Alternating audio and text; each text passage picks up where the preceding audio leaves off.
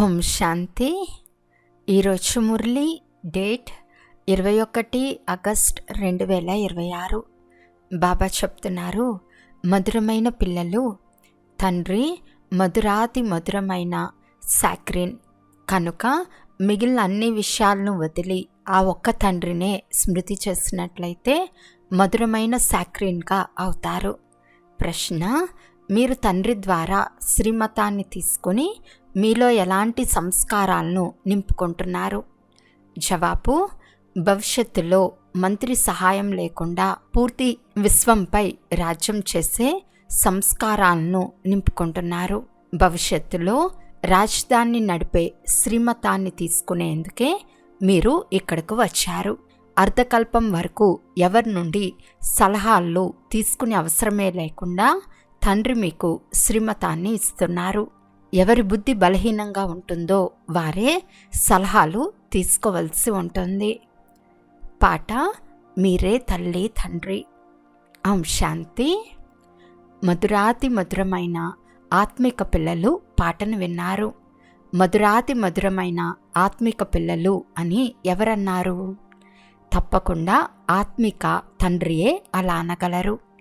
మధురమైన ఆత్మిక పిల్లలు ఇప్పుడు సన్ముఖంలో కూర్చొని ఉన్నారు. వారికి ఎంతో ప్రేమగా తండ్రి అర్థం చేయిస్తున్నారు. ఆత్మిక తండ్రి తప్ప పూర్తి ప్రపంచంలో సర్వులకు సుఖశాంతుల్ని ఇచ్చేవారు, సర్వులను దుఃఖం నుండి ముక్తులుగా చేసేవారు వేరెవ్వరూ లేరని ఇప్పుడు మీకు తెలుసు. కనుక దుఃఖంలో తండ్రిని స్మృతి చేస్తూ ఉంటారు. పిల్లలైన మీరు సన్ముఖంలో కూర్చుని ఉన్నారు. తండ్రి మనల్ని సుఖధామానికి యోగ్యులుగా చేస్తున్నారని మీకు తెలుసు. సదా సుఖధామానికి అధికారులుగా చేసే తండ్రి ముందుకు మీరు వచ్చారు. సన్ముఖంలో వినేందుకు, దూరంగా ఉంటూ వినేందుకు చాలా వ్యత్యాసం ఉందని మీరు అర్థం చేసుకున్నారు. మధువనంలో సన్ముఖంలో వస్తారు. మధువనం సుప్రసిద్ధమైనది. మధువనం బృందావనంలో వారు కృష్ణుని చిత్రాన్ని చూపించారు. నిజానికి కృష్ణుడేమీ లేడు. ఇక్కడ నిరాకార తండ్రి పిల్లలైన మీతో కలుస్తారు. మీరు స్వయాన్ని క్షణక్షణం ఆత్మను అని నిశ్చయం చేసుకోవాలి. నేను ఆత్మను, తండ్రి నుండి వారసత్వం తీసుకుంటున్నాను అని భావించాలి. పూర్తి కల్పంలో ఇటువంటి సమయం ఒకేసారి వస్తుంది. ఇది కల్పంలో మనోహరమైన సంగం యుగం. దీని పేరే పురుషోత్తమ సంగం యుగం అని పెట్టబడింది. ఈ సంగం యుగంలోనే మనుషుమాతృలందరూ ఉత్తములుగా అవుతారు. ఇప్పుడు మనుషుమాతృలందరి ఆత్మలు తమో ప్రధానంగా ఉన్నాయి, మళ్ళీ సతో ప్రధానంగా అవుతాయి. సతో ప్రధానంగా ఉన్నప్పుడు మనుషులు ఉత్తములుగా ఉంటారు. తమో ప్రధానంగా అవ్వటంతో మనుషులు కూడా కనిష్ట అవస్థకు దిగజారిపోతారు. కనుక ఆత్మలకు తండ్రి సన్ముఖంలో కూర్చుని అర్థం చేయిస్తారు. పూర్తి పాత్రనంతా ఆత్మయే అభినయిస్తుంది, శరీరం కాదు. ఆత్మ మరియు శరీరాల కలయిక జరిగినప్పుడే పాత్ర అభినయించబడుతుంది. ఆత్మలమైన మనం వాస్తవానికి నిరాకార ప్రపంచంలో లేక శాంతిధామంలో ఉండేవారమని మీ బుద్ధిలో ఉంది. ఇది ఎవరికీ తెలియదు. స్వయం అర్థం చేసుకోలేరు, ఇతరులకు అర్థం చేయించలేరు. ఇప్పుడు మీ బుద్ధికి వేయబడిన తాళం తెరవబడింది. ఆత్మలు పరంధామంలో ఉంటామని మీరు అర్థం చేసుకున్నారు. అది నిరాకారి లోకం, ఇది సాకార ప్రపంచం. ఇక్కడ ఆత్మలమైన మనమంతా పాత్రధారులము. మొట్టమొదట పాత్రను అభినయించేందుకు మనమే వస్తాము. తర్వాత నెంబర్ వార్గా వస్తూ ఉంటారు. పాత్రధారులందరూ ఒకేసారి రారు. అనేక రకాలైన పాత్రధారులు వస్తూ ఉంటారు. ఎప్పుడు నాటకం పూర్తి అవుతుందో అప్పుడు అందరూ ఒకటిగా చేరతారు. వాస్తవానికి ఆత్మ శాంతిధామ నివాసి. ఇక్కడకు పాత్రను అభినయించేందుకు వస్తుందని ఇప్పుడు మీకు పరిచయం లభించింది. తండ్రి పూర్తి సమయం పాత్రను అభినయించేందుకు రారు. మనమే పాత్రను అభినయిస్తూ తమో ప్రధానంగా అవుతాము.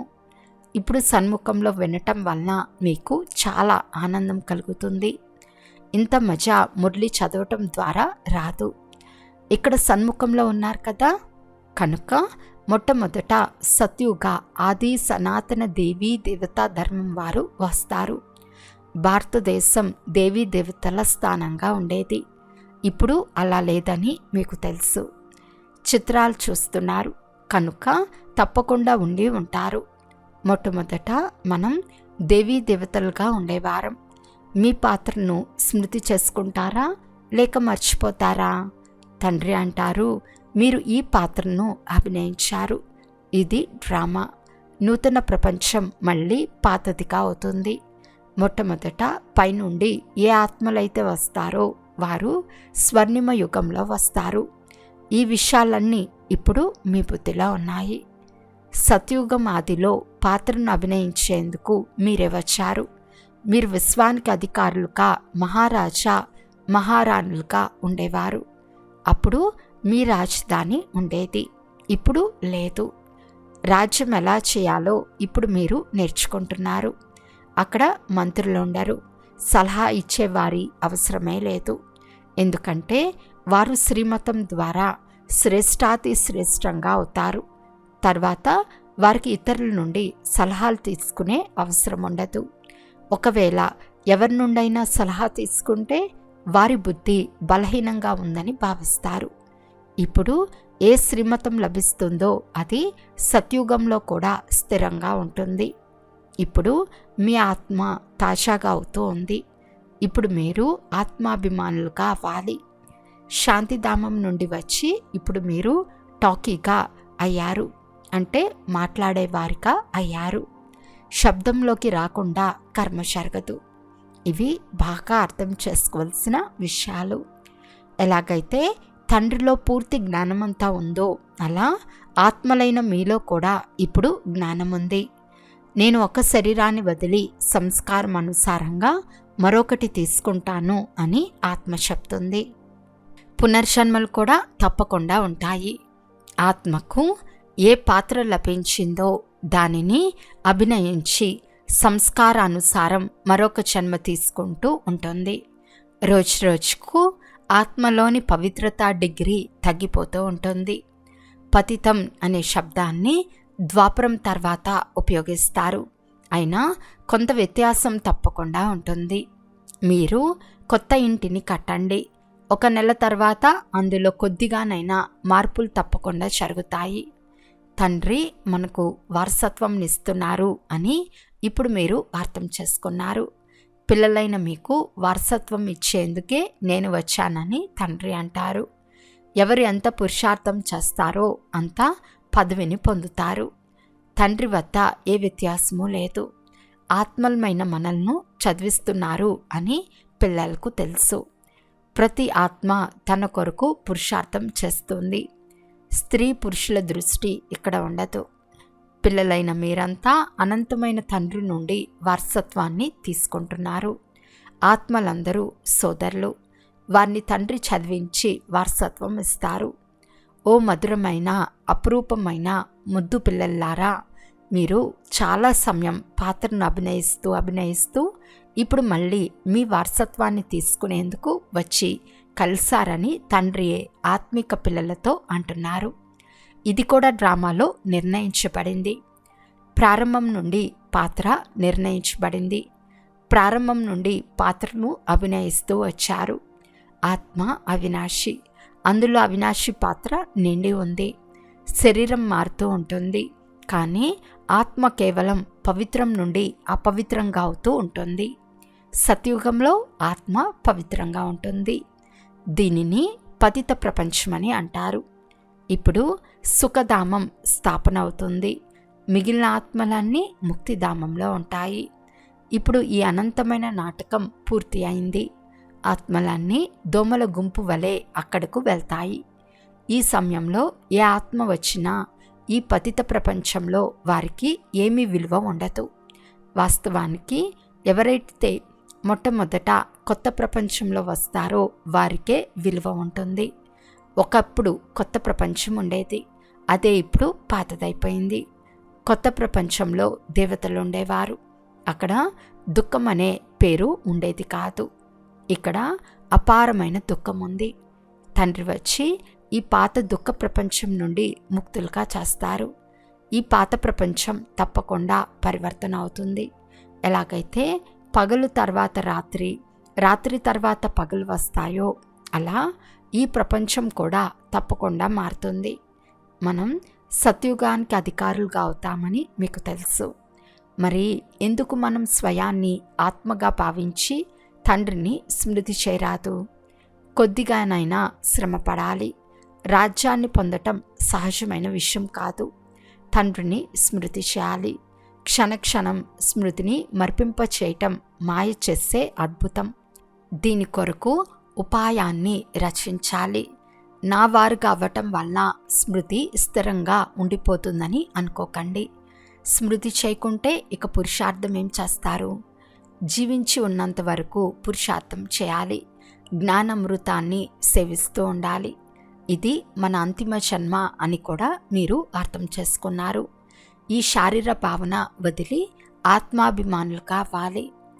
గృహస్థ వ్యవహారంలో ఉంటూ పురుషార్థం తప్పకుండా చేయాలి. కేవలం స్వయాన్ని ఆత్మగా నిశ్చయం చేసుకుని తండ్రిని స్మృతి చేయండి. త్వమేవ మాతస్య పిత. ఇదంతా భక్తి మార్గపు మహిమ. మీరు కేవలం ఒక్క తండ్రిని మాత్రమే స్మృతి చేయాలి. నేను ఒక్కడనే సాక్రీన్ను. మీరు కూడా మిగిలిన విషయాలన్నీ వదిలి చాలా మధురమైన సాక్రీన్గా అయిపోండి. ఇప్పుడు మీ ఆత్మ తమో ప్రధానమైపోయింది. దానిని సతో ప్రధానంగా చేసుకునేందుకు స్మృతి యాత్రలో ఉండండి. తండ్రి నుండి సుఖవారసత్వాన్ని తీసుకోండి అని అందరికీ అర్థం చేయించండి. సుఖం సత్యుగంలోనే ఉంటుంది. సుఖధామాన్ని స్థాపన చేయవారు ఒక్క తండ్రి మాత్రమే. తండ్రిని స్మృతి చేయటం చాలా సహజం. కానీ మాయ వ్యతిరేకత చాలా ఉంది. కనుక ప్రయత్నం చేసి నన్ను స్మృతి చేసినట్లయితే మలినాలు తొలగిపోతాయి. సెకండ్లో జీవన్ముక్తి అని మహిమ చేపడుతుంది. ఈ డ్రామాలో ప్రతి ఒక్కరూ తమ పాత్రను రిపీట్ చేయాలి. డ్రామాలో అందరికంటే ఎక్కువగా మనకే పాత్ర ఉంది. సుఖం కూడా అందరికంటే మనకే ఎక్కువగా లభిస్తుంది. తండ్రి అంటారు, మీ దేవీ దేవతా ధర్మం చాలా సుఖంనిస్తుంది. మిగిలిన వారంతా లెక్కాచారాలను పూర్తి చేసుకుని శాంతిధామానికి వెళ్ళిపోతారు. ఎక్కువ విస్తారంలోకి మనం ఎందుకు వెళ్ళాలి? అందరినీ తిరిగి తీసుకెళ్లేందుకే తండ్రి వస్తారు. దోమల వలె అందరినీ తీసుకెళ్తారు. శరీరాలు సమాప్తమైపోతాయి. అవినాశి అయిన ఆత్మ తన లెక్కాచారాన్ని ముగించుకుని వెళ్ళిపోతుంది. ఆత్మ అగ్నిలో పడటం వలన పవిత్రంగా అవ్వదు. ఆత్మ స్మృతి రూపీ యోగం ద్వారానే పవిత్రంగా అవ్వాలి. దీనినే యోగాగ్ని అని అంటారు. సీత అగ్ని నుండి వెలుపలికి వచ్చిందని వారు నాటకాన్ని తయారు చేశారు. అగ్ని నుండి ఎవరో ఒక్కరే వెలుపలికి రారు. సీతలైన మీరంతా ఈ సమయంలో పతితులుగా ఉన్నారని, రావణ రాజ్యంలో ఉన్నారని తండ్రి అర్థం చేయిస్తున్నారు. ఇప్పుడు ఒక్క తండ్రి స్మృతి ద్వారా మీరు పావనంగా అవ్వాలి. రాముడు ఒక్కరే. అగ్ని అనే శబ్దాన్ని వినటం వలన సీత అగ్నిని దాటుకుని వచ్చిందని భావిస్తారు. ఎక్కడ యోగాగ్ని, ఎక్కడ అస్థూలాగ్ని? ఆత్మ పరమాత్మతో యోగాన్ని ఉంచుకోవటం వలన పతితం నుండి పావనంగా అవుతుంది. రాత్రికి పగలకు ఉన్నంత వ్యత్యాసం ఉంది. ఆత్మలందరూ సీతలే. రావణుని చేయిలో శోకవాటికలో ఉన్నారు. ఇక్కడి సుఖం కాకిరెట్టతో సమానమైనది. స్వర్గ సుఖం అపారమైనది. కనుక పిల్లలు జ్ఞానరత్నాలతో జోలెను నింపుకోవాలి. ఎలాంటి సంశయం రాకూడదు. దేహాభిమానంలోకి రావటం వలన అనేక రకాలైన ప్రశ్నలు మొదలైనవి ఉత్పన్నమవుతాయి. తర్వాత తండ్రి ఏ కర్తవ్యాన్ని ఇచ్చారో అది చెయ్యరు. మనం పతితుల నుండి పావనంగా అవ్వటమే ముఖ్యమైన విషయం. ఇతర ఏ సంకల్పాలు చేయవలసిన అవసరం లేదు. ఇది పతిత ప్రపంచం, అది పావన ప్రపంచం. పవిత్రంగా అవ్వటమే ముఖ్యమైన విషయం. పావనంగా ఎవరు చేస్తారో కొంచెం కూడా తెలియదు. మీరు పతితులు అని చెప్పినట్లయితే కోప్పడతారు. ఎవరు తమను తాము వికారులము అని భావించరు. సీతారాములు, లక్ష్మీనారాయణలు కూడా గృహస్థులే కదా. వారికి కూడా పిల్లలు ఉండినారు కదా అని వారు అడుగుతారు. అది నిర్వికారి ప్రపంచమని, అది శివాలయమని వారు మర్చిపోయారు. తండ్రి పిల్లలైన మీకు ఎన్నో యుక్తులు తెలియచేస్తూ ఉంటారు. వీరు తండ్రి, టీచర్, గురువు కూడా అయ్యారు. సర్వులకు సద్గతినిస్తారు. అక్కడ ఒక గురువు మరణించినట్లయితే వారి పిల్లలకు సింహాసనాన్ని ఇస్తారు. మరి వారు సద్గతికి ఎలా తీసుకెళ్ళగలరు? సర్వుల సద్గతి దాత ఒకరే. రావణ రాజ్యంలో దుర్గతి, రామరాజ్యంలో సద్గతి ఉంటాయి. తండ్రి అందరినీ పావనంగా చేసి తీసుకెళ్తారు. మళ్ళీ వెంటనే ఎవరు పతితులు కావరు. నెంబర్ వార్గా క్రిందకి దిగుతారు. సతో ప్రధానం నుండి సతో రజో తమోగా అవుతారు. మీ బుద్ధిలో 84 జన్మల చక్రం ఉంది. ఇప్పుడు మీరు లైట్ హౌస్గా ఉన్నారు. జ్ఞానం ద్వారా ఈ చక్రం ఎలా తిరుగుతుందో తెలుసుకున్నారు. ఇప్పుడు మీరు ఇతరులకు మార్గాన్ని చూపించాలి. మీరంతా సైన్యం. మీరు మార్గాన్ని చూపించే పైలట్లు. ఇప్పుడు శాంతిధామం, సుఖధామాలను స్మృతి చేయండి. ఈ దుఃఖధామాన్ని మర్చిపోండి. మేము మీకు చాలా మంచి మార్గాన్ని చూపిస్తామని అందరికీ చెప్పండి. పతిత పావనుడు ఒక్క నిరాకార తండ్రి మాత్రమే. వారిని స్మృతి చేయటం ద్వారా మీరు పావనంగా అవుతారు.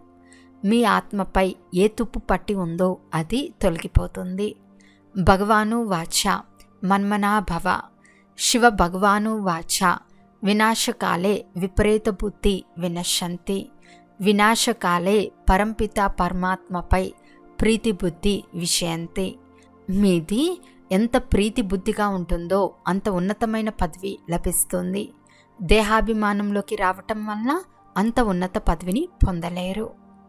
అచ్చా, మధురాతి మధురమైన అపురూపమైన పిల్లలకు మాతాపిత బాప్దాదాల ప్రియ స్మృతులు మరియు గుడ్ మార్నింగ్. ఆత్మిక పిల్లలకు ఆత్మిక తండ్రి నమస్తే. ఆత్మిక తండ్రికి ఆత్మిక పిల్లల యొక్క ప్రియ స్మృతులు మరియు నమస్తే నమస్తే నమస్తే. ధారణ కొరకు ముఖ్య సారము. ఫస్ట్ పాయింట్, జ్ఞానరత్నాలతో మీ చోలెను నింపుకోవాలి. ఎలాంటి సంశయంలోకి రాకూడదు. సాధ్యమైనంత వరకు తండ్రిని స్మృతి చేసే పురుషార్థం చేసి పావనంగా అవ్వాలి. ఇతర ప్రశ్నలోకి వెళ్ళరాదు. సెకండ్ పాయింట్, ఒక్క తండ్రిపై సత్యమైన ప్రీతిని ఉంచుకుని తండ్రి సమానంగా మధురమైన సాక్రీన్గా అవ్వాలి. ఈరోజు వరదానము. సదా జ్ఞాన సూర్యుని సన్ముఖంలో ఉండే అంతర్ముఖి స్వమానధారీ భవ. ఎలాగైతే సూర్యుడిని ఎదురుగా చూడటంతో సూర్యకిరణాలు తప్పకుండా వస్తాయో, అలా ఏ పిల్లలైతే సదా జ్ఞాన సూర్యుడైన తండ్రి ఎదుట ఉంటారో వారు జ్ఞాన సూర్యుని సర్వగుణాల కిరణాలను స్వయంలో అనుభవం చేస్తారు. వారి ముఖంపై అంతర్ముఖత యొక్క ప్రకాశం సంగం యుగం యొక్క లేక భవిష్యత్తు యొక్క నష కనిపిస్తుంది. ఇందుకు సదా ఇది అంతిమ గడియ అనే స్మృతి ఉండాలి. ఏ గడియలో అయినా ఈ శరీరం వినాశనమవుతుంది. అందువలన సదా ప్రీతి బుద్ధి కలవారికాయి జ్ఞాన సూర్యుని సన్ముఖంలో ఉండి అంతర్ముఖత లేక స్వమానం యొక్క అనుభూతిలో ఉండాలి. స్లోగన్. సదా ఎగిరే కలలో ఎగరటమే జంజాటాల పర్వతాన్ని దాటుకోవటం. అవ్యక్త సూచన. అపవిత్రత యొక్క బీజాన్ని కూడా సమాప్తం చేసి సంపూర్ణ స్వచ్ఛంగా అవ్వండి. పవిత్రతయే మహానత. ఇదే యోగి జీవితానికి ఆధారం. కొద్దిగా అంశమాత్రం కూడా సంకల్పంలోనైనా ఏ ప్రకారమైన అపవిత్రత ఉన్నా, ఎక్కడ అపవిత్రత యొక్క అంశం ఉందో అక్కడ పవిత్రమైన తండ్రి స్మృతి అనగా వారు ఎవరో ఎలా ఉన్నారో అలా రాశాలదు. అందువలన మనస్సులో కూడా అపవిత్రత యొక్క అంశాన్ని సమాప్తం చేసి సంపూర్ణ స్వచ్ఛంగా అవ్వండి. సదా నేను పూజ్య ఆత్మను ఈ శరీరం అనే మందిరంలో విరాజమానమై ఉన్నాను అనే స్మృతి ఉండాలి. అచ్చా, ఓం శాంతి.